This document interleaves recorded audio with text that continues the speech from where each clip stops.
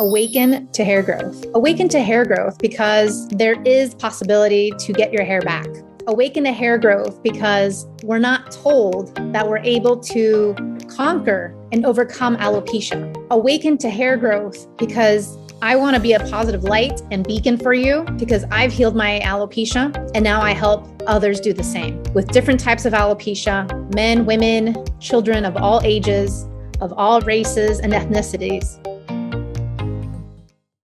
Welcome back, everybody, to the Alopecia Angel podcast. I'm your host, Johanna Dullman. Today, we're going to be talking about loneliness. Loneliness happens not just due to the holidays, not just due to the season, but also within hair loss, also within the hair loss journey, also within other numerous areas of life where, different times of life happens where we also tend to feel loneliness. And I'm the first to raise my hand and say that I felt loneliness a lot of times in my life. Most recently, probably the most, because I've moved around so many times. I moved to Japan, moved to the Netherlands, moved back to the US, to a whole new state that I've never lived in before, away from family and friends. And then, of course, having to make friends all over again, having to build a community all over again, having to find people, your tribe, people who understand you, people who truly value you for who you are and nothing more. It's hard to find these people, but I will say that just like the time and investment that you spend in your health, in your hair, in your wellness, it also gives back fruit of your labor. And the same thing happens when you start to pursue these friendships and pursue the activities and pursue the hobbies and pursue the volunteering and pursue all these things that will allow you to create community, will allow you to create more things. And so I wanted to talk about loneliness just ever so slightly because it does affect us mentally, emotionally, physically, spiritually on so many different levels. And I know this will look different for each person, not just because of the hair loss, but because of your own personal situation. It's not ever going to be a one size fits all, but it will have certain aspects and certain characteristics to it that are similar in basis. I will say that looking back in my own journey within hair loss, it probably didn't help that I was right in between two different moves. I had moved to Colorado, and then from there I had moved to the Netherlands, and my time in Colorado was brief. Officially, it was 1 year, but really it was less than 6 months because I had gone to Europe already to spend time with my fiance, which at the time he was just, a boyfriend, and then turned into fiance, then turned into husband, then turned into lifelong partner. But at the same time, there was a bit of loneliness going into Colorado. And then, of course, less than a year later, moving to the Netherlands and starting from scratch all over again with new job, new community, new house, new everything. It's quite daunting, especially as an expat. But I think these tips can help anybody because it can be a lonely journey, but it doesn't have to be. I think maybe sometimes we need to be comfortable in our own skin to be uncomfortable, to move through the uncomfortableness of meeting new people, of putting ourselves out there. And so some of the tips that I have is that when it comes to you and your loneliness of the hair loss, first and foremost, I would say reach out to a community or network of people. And many times you won't find it. Online, I never found it because people don't necessarily understand what you're going through. And also because the root causes could be different and they're trying to feed you things that are not necessarily true to you. And so this is part of it. Your situation, even though it is hair loss, again, it's not a one size fits all. And your situation can look completely different to somebody else's. And those root causes can also look completely different. So in terms of hair loss, I would say really during my time personally, what I did to meet people, to be out there, I started doing community efforts in relief. So I was volunteering. My time in Denver, I was volunteering at different food shelters, at different homeless shelters. I was also volunteering at the food bank and really just helping out wherever possible, meeting people and staying active. And at the time of being busy and focused, whether it's putting boxes and canned goods into different areas and organizing them or what have you that I was doing for the volunteer work,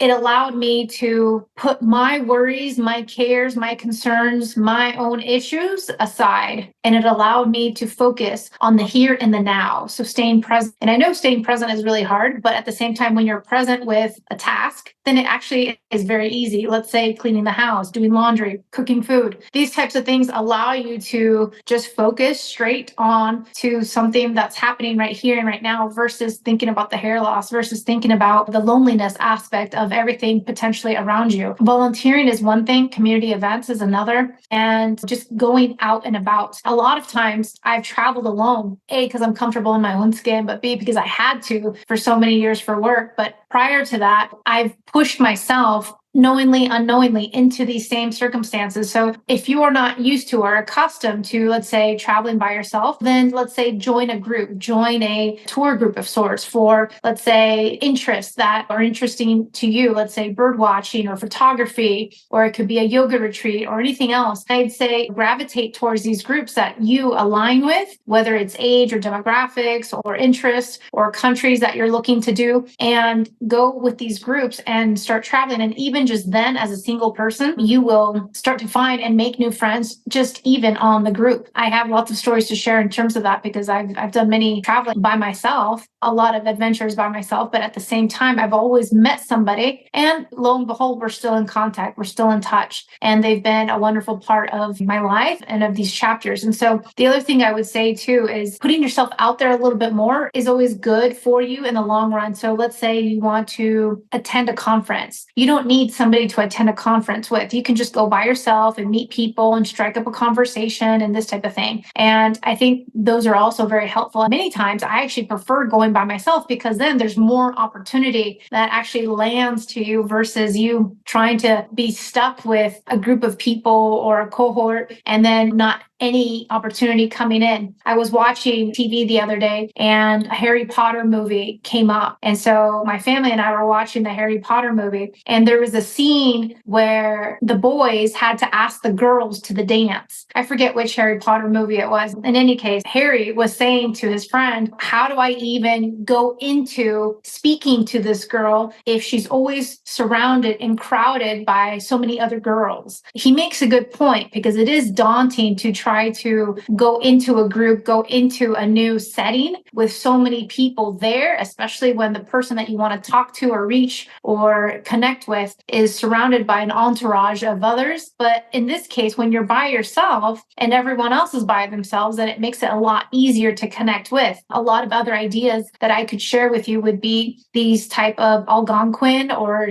supper or dinner type of events where people come together as strangers, but then they strike up conversations, they meet people, they have business connections, networking, or friendships that strike, or anything else. Those types of events are also really fun and can be really enjoyed. And so being lonely doesn't necessarily have to happen. You can be surrounded by people and still feel lonely. You can be at a concert and still feel lonely. So I understand that sometimes a lot of it is mental. A lot of it is also sometimes emotional because you're looking to connect with somebody. And I would say if you know anyone who is losing their hair and who is lonely, share with them not just this podcast episode, but the rest of the podcast so that they can binge and listen and feel heard and feel seen and feel that they're being understood, because I do understand people who are going through hair loss, whether it's autoimmune or not, because I've been there. I know exactly how that feels like, what my state of mind was emotionally, physically, mentally, in all aspects, and how to overcome it, because what I was doing then led me to where I am today in terms of healing that hair loss, in terms of getting all my hair back. And then, of course, turning this around and making it into a positive,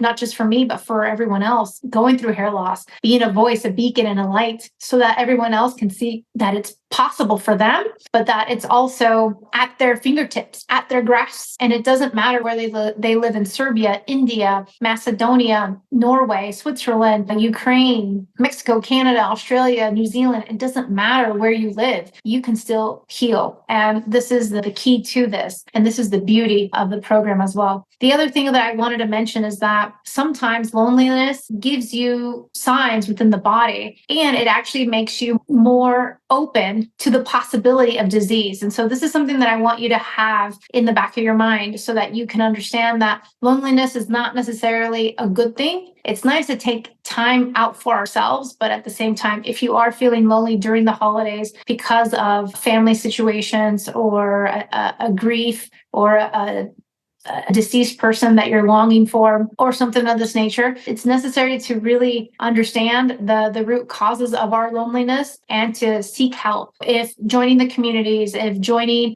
certain hobbies or giving back and volunteering is not enough, and let's say friendships and families are not enough, then I would say seek counseling, seek professional help in terms of this loneliness, because at the same time, the more we put into the efforts that we need, the better it is for us, for our mental health, our spiritual health, our emotional health. And it all has a ripple effect. And so just like having a negative self-talk will have negative outcomes in your life. In the same token, having negative thoughts and feelings and having that situation of loneliness be such a burden to you will also hinder your health in many ways. And so research suggests that it actually hinders it in more than one. Let me share with you. So loneliness can have significant impact on our health, increasing your risk for many physical and mental conditions, including heart disease and stroke, type 2 diabetes, depression and anxiety, dementia, earlier death, weakened immune system, poor sleep quality, chronic pain. Loneliness can also lead to poor diet, excessive alcohol consumption, smoking, difficulty getting out of bed or the couch, lack of motivation, increased risk of complications from a hip fracture, increased likelihood of being readmitted to the hospital after a heart attack. The thing is, it's like there's always a correlation between our health outwardly and our inner health and our inner state. And so this is something to always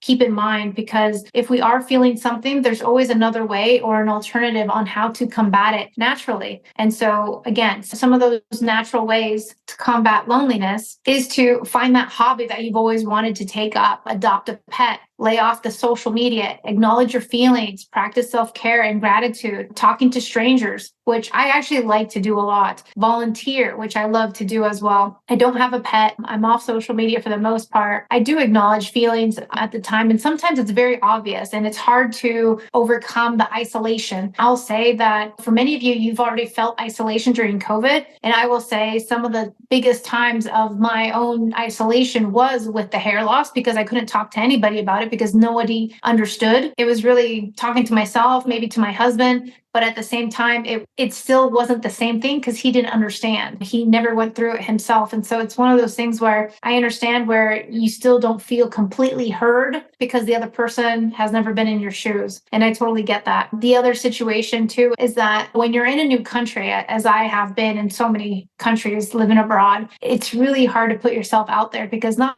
all of it is welcomed. For example, my natural being and characteristic is to be open and friendly and extroverted on many levels. A lot of times the cultures that I've moved to, let's say Japan or the Netherlands, are very closed and they take their time into getting to know you. And even then, maybe it's only they'll open the door ever so slightly and not so much. This is a generalization, and this is also my own experience. So if you're Japanese or if you're Dutch, don't take this personally. This is just my own situation and take of it. And granted, I didn't live in any major cities in both of these countries. I lived in smaller cities where it was more traditional. And so when you're in a more traditional setting, you get more traditional minded people, right? When in doubt, I've always looked into international communities. For example, in the Netherlands, I was always trying to do social meetups. They have an app called Meetup. And so with this app, you could look at people who love to go hiking, people who love to go bicycling, people who love art, or people who love pottery, or anything else that you may be interested in. And it's a group of people who come to certain events and meet up together. And these are practically strangers, essentially. So if you're doing a yoga trip, or let's say if you're learning how to make something or bake something, these people would come together. And from there, by the end of the event, you have new friends. That's the idea. And so I would use Meetup and many times and use this for different ways to do things. And even within the US, moving around, it was also hard. Moving to Texas and Florida and Colorado was also challenging in its own right, because you have a busy life already, but you still have zero friends and you're still trying to discover where your local grocery store is and where your dry cleaners is at and all the things that you need are at. that. And so in this same state of mind, being lonely, you can easily turn this around. And I think volunteering has helped me the most, in all honesty. I volunteered, for example, in Florida. One of the first things I did was to do a beach cleanup. And I went to the beach, I think it was maybe right before Thanksgiving that year. I went to the beach with a bunch of strangers, and it was a beach cleanup. And so everyone had plastic bags and gloves, and we were cleaning up the beach in Miami, just picking up all the trash. And so from there, I met somebody, and she and we became great friends, and we started hanging out and doing things together and all these activities. From one event to another, then I started making more and more friends and more like-minded friends. That's just the key. When you want to combat loneliness, it's just the opposite. We have to put forth more energy to pick ourselves up and to move forward into helping others, really. In helping others, we help ourselves. That's really how this works in terms of, again, finding that hobby, making friends, chit-chatting, having that connection. And in terms of the volunteering or the self-care, it's all about you as well, but in a different way, in a different manner. And so I know that this will hopefully resonate with you because, again, loneliness does affect our health mentally, physically, emotionally, but it also impacts how we view things, our possibilities of overcoming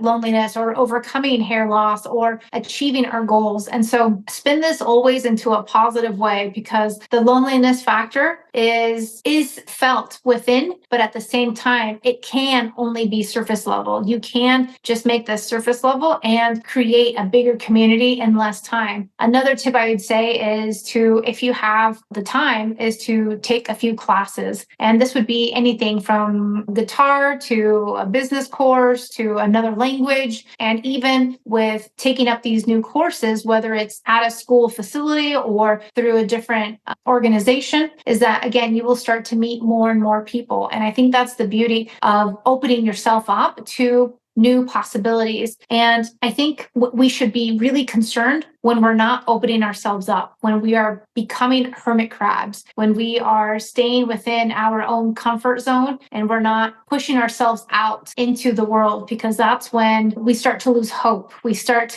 to lose just any sense of ideal or possibility for us. And really, your potential is unlimited. You have unlimited potential within you. It's just us that we need to exercise just a bit more that potential and push ourselves forward ever so slightly. I hope this podcast helped. I wanted to go ahead and share with you a little bit of what our scholarship participant has said about the program so far and about her feelings of going through the program and obtaining the scholarship. I mentioned Priya and her participation. She was selected, and because of her selection, she's utterly grateful. And the thing is, it's like, you don't know her backstory, but her backstory has so much there. She's been dealing with hair loss for over 15, 18 years. And I know that she has the right mindset and she's in the right frame of mind in order to push through obstacles in order to achieve what she wants to achieve. And so I hope you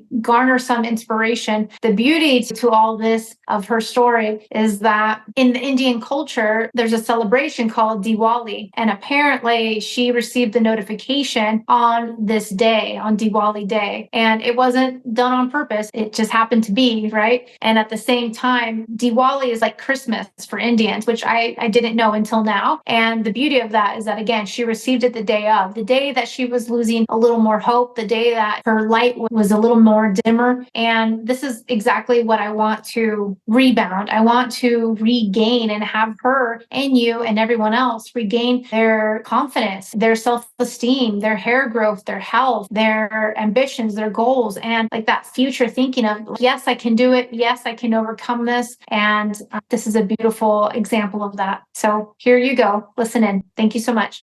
I have been fighting for this for so long. You have easily given us everything. You have very easily given us like step 1, step 2, step 3. The scholarship, I have to tell you, I still now cannot even believe, that I got this scholarship, because there will be days, oh, I got this scholarship. I completely feel like it is a blessing I got it. I have not known you for a long time. I just came to know about you in September. So when I saw your email, I was, oh my God, I'm still having the goosebumps. So on the day of Diwali in the morning, actually, we have to do some rituals. I was not celebrating any festivals for so long. Something told me to check my email. I was just simply sitting for 2 hours. Oh, again, Diwali has come, what I have done these years. Then something told me to check my email. Then I checked my email. It was saying you're also selected. I was like, oh my God, I cannot even believe. Then I broke down into tears. That was my first reaction. Then after 2 minutes of crying, I was like, oh no, I should be ideally getting excited. I cannot even express in words. I'm so very happy for that. And thank you. I'm so very grateful to you, Johanna. Thank you for listening to the Alopecia Angel podcast, a positive light in healing alopecia. You can do this and we can help. Spread the word that reversing alopecia is possible by telling your friends and family.